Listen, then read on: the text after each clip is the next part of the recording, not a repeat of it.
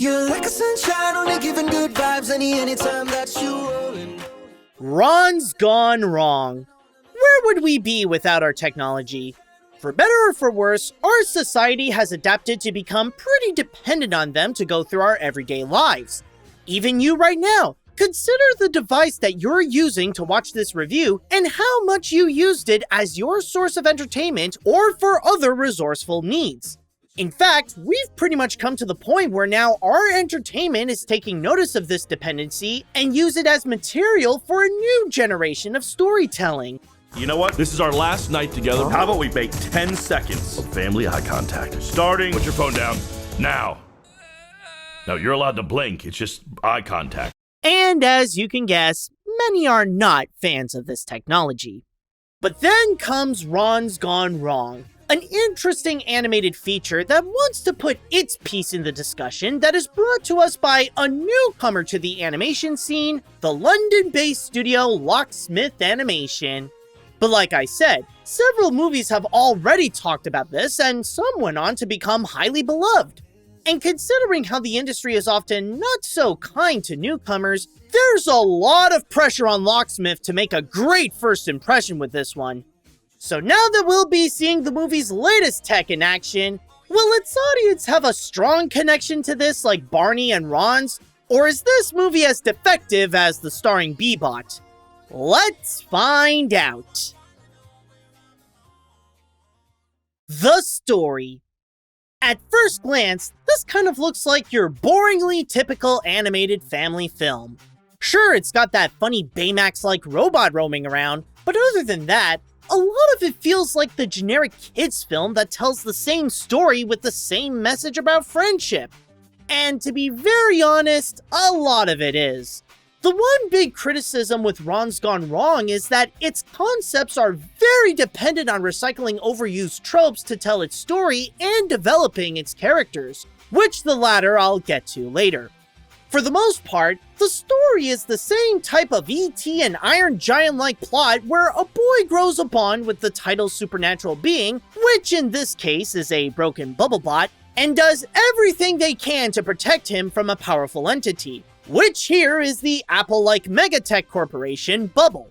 With that said, the narrative follows the same footsteps as those similar types of films, from the ups and downs of the friendship, to the runaway chase, to saving the title character to return to their former selves.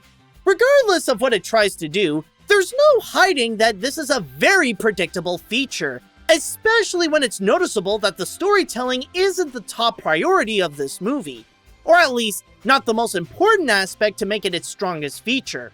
It does take away a lot of fun when you could see everything coming of what the scene is building up to. Well, almost everything. 6. So if the movie's storytelling is not the movie's biggest priority, then what is? What else can be more important to focus on when the materials it has are so weak? Well, as it is the case with these types of stories, even if they can repeat themselves, the core of it all is the bond between the kid and the title character. And this is where all those problems of its recycled nature actually don't feel that bad. Despite its poor plans, it manages to execute it enjoyably well by carefully crafting the relationship between Barney and Ron, to have their friendship generally flourish throughout the movie while delivering a message about what being a friend means. It allows the movie to grow a strong heart that helps make the movie more engaging to see not what will happen to the characters, but rather to the bond and to ultimately see Barney be happier because of the whole experience. Fight me! You need a stick! Is this one good? Let me hurt you! That's way too big! Of course, since I did mention how this does have a heavy theme of technology, that aspect cannot be ignored in this feature. And while it is not the most prominent component to the point of being all about that, it does supply a commentary on big tech companies and how their inventions affect our society. It's not the cleverest use, and they can be a little too on the nose on who are the good guys and bad guys with their intentions, but it does have something interesting to say regarding our dependency on devices that can provide something to think about after the feature. The story is the kind that many have most likely heard of before, and it is told in the same predictable way that others have done it, but it is not a bad example of that trope. The animation. For many animation fans, they will pay the closest attention to this element, as it is coming from a first-time potential major studio that will release their movies on the big screen worldwide. And for Locksmith's theatrical debut, it's pretty good. Nothing spectacular in the levels of Disney, Pixar, or Sony's recent works, but it does present that it has a team that is capable of making some nice-looking content. I'm not saying that the visuals have some real downsides here, and it's overall a pleasing-looking film to watch that is very well rendered, and the components like the effects, the textures, and the lighting are solid to present the movie's world. It's just that a good portion of the picture is, well, generic. The characters have a typical design that's more round on their features, and most of it is set in a typical suburb like Barney's house that has a strong connection to the family's foreign roots, his little shed where he tries to hide Ron, the woods where the duo gets to hide in one scene, and his school that displays Barney's lack of a social life. I have no mega safety controls and stuff. Copy him. Find that code.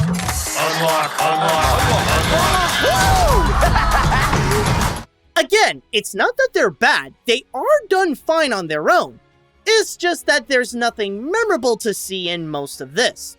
I'll admit that maybe this is just me, because I regularly watch a lot of movies, especially animated films, and we are at an age where having a lavish visual style has partly become key to grabbing the viewer's attention and to get immersed in those features.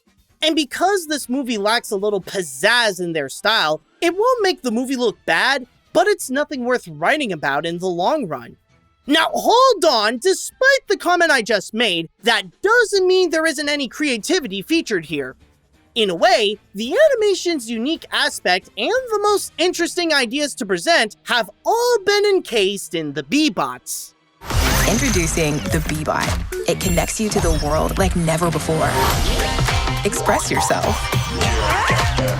Sure, the human world is boring and feels like a bland version of real life, but the B-Bots and all of their functionalities help give it full of life by being this colorful living smartphone, complete with games, social media functions, and a wide variety of downloadable skins.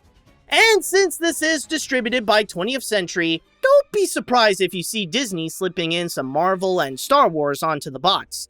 But the most fun part of the animation is to see Ron in action, where the animators make the most out of playing with a malfunctioning version of their creation and have him carelessly roam around for the sake of being Barney's friend. Funny enough, Ron actually gives more believability to the B-Bots to show what they can do and what could go wrong with them. Okay, great. Let me look into that. No, there's nothing wrong with him. It assaulted a child. It didn't assault him. I hit Rich Belcher. It was awesome, but terrible, but awesome. See? Also, the elements that are connected to the Bubble Corporation, like the headquarters and the stores, also have this vibrant and futuristic look to make them stand out from the rest of its environment and to really play around with the round geometry to build its overall look. It may not be the most stylized animation, but it is noticeable where a lot of hard work and a lot of love was put into. The characters. I can look past it incorporating an overused story. Yes, it makes it look like a generic kids flick, but at least it makes up for it with a heartfelt execution. But did they really have to make the characters a group of bland archetypes as well? Do their personalities have to be completely recycled to where they went ridiculous with the amount of cliches they had to include? If you don't believe me, then take a look at the main kid, Barney. He is the exact socially awkward type you'd find in mainstream animated films. He's got it all. He's an outcast with little to no friends, he has nerdy hobbies that very few in his area can relate to, his mom is dead, he even has that design that these awkward characters all have. It's almost like the filmmakers really went out of their way to make Barney the most typical animated film protagonist you could think of. I am for making friends. Does Barney need friends? Well, yeah. Or, fun fact, he will not survive middle school. The rest are not that original either. His dad is a failing salesman, while his grandmother is the oddball foreigner. His classmates like Rich, Savannah, Anna, and Noah represent the kind of kids that get too attached to their devices, like the bully trying to get views, the blogging diva, the geeky person trying to fit in, and the gamer respectively. And the two heads of bubble represent the stereotypical perception of CEOs, where Mark is the Walt Disney-like dreamer who wants to create tech that could help improve people's lives, and Andrew is the evil and selfish corporate executive who values money above all else. But then there's Barney's B-bot, Ron, a faulty bot who does whatever he can to be Barney's friend, despite his many setbacks. With his clueless nature and his naivete of thinking that all his actions are for the benefit of his buddy, he carries most of the humor in this film. Which brings up the point that I have yet to mention, that this is a funny movie. Another part that helps with the execution is with the humor, where it plays with several oddball and inconvenient ideas of Ron trying to be a good friend. I'm gonna be late. My pants are on backwards. That was Barney's wake-up routine. Okay. Friend request? Friend request. Also, similarly to the story, the execution of these characters does improve upon their bland concepts. Not only do they provide a strong performance from the voice actors to make them feel more genuine and give more life to their respective character in an enjoyable way, but their role in the message do make them more useful. Like I said before, the bond between Barney and Ron gives the movie a lot of heart as they both learn to understand the true meaning of friendship, while the classmates emphasize the tech commentary to show how they can't find what they're looking for in their devices. It's almost laughable how cliché these characters are built, but there is more to them that give the movie some substance that can make you think, laugh, and love.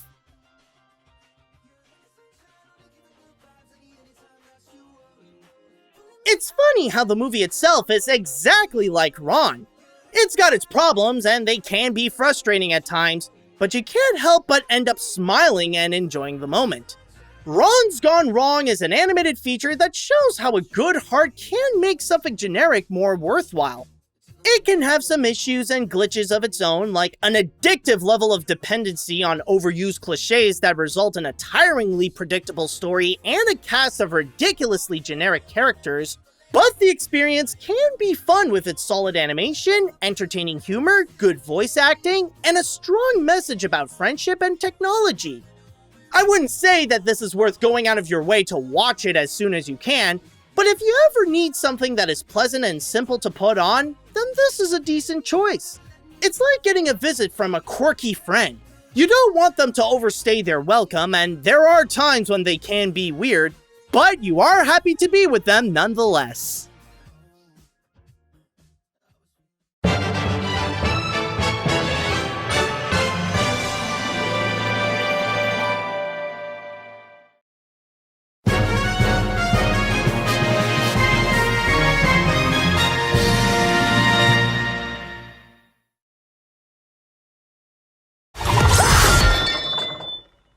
Maybe turn it off and on again.